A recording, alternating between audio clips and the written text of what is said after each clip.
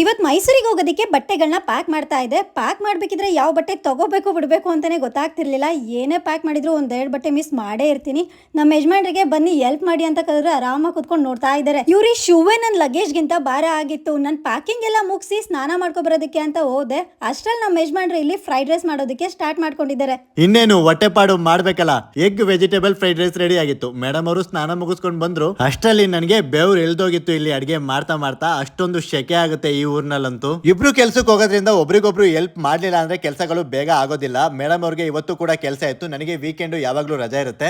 ಹಾಗಾಗಿ ಸ್ವಲ್ಪ ಜಾಸ್ತಿ ಕೆಲಸ ಇವತ್ತು ನಾನೇ ಮಾಡ್ಕೊಡ್ತಿದ್ದೆ ಮೇಡಮ್ ಅವ್ರಿಗೆ. ಆ 3 ಪಾತ್ರೆನೂ ನೀವೇ ಬೇಗ ತೊಳಿರಿ. ಬನ್ನಿ ಬೇಗ ಊಟ ಮಾಡೋಣ, ಇಲ್ಲ ಅಂದ್ರೆ ಬಸ್ ಮಿಸ್ ಆಗತ್ತೆ. ಯಾವುದೇ ಕೆಲಸ ಪ್ರಾರಂಭಿಸುವುದಕ್ಕೂ ಮುಂಚೆಯೇ ಅಸಾಧ್ಯ ಎಂಬ ಮನೋಭಾವನೆ ಹೊಂದಿದರೆ ಅದು ಕಠಿಣವೆಂದೇ ತೋರುತ್ತದೆ.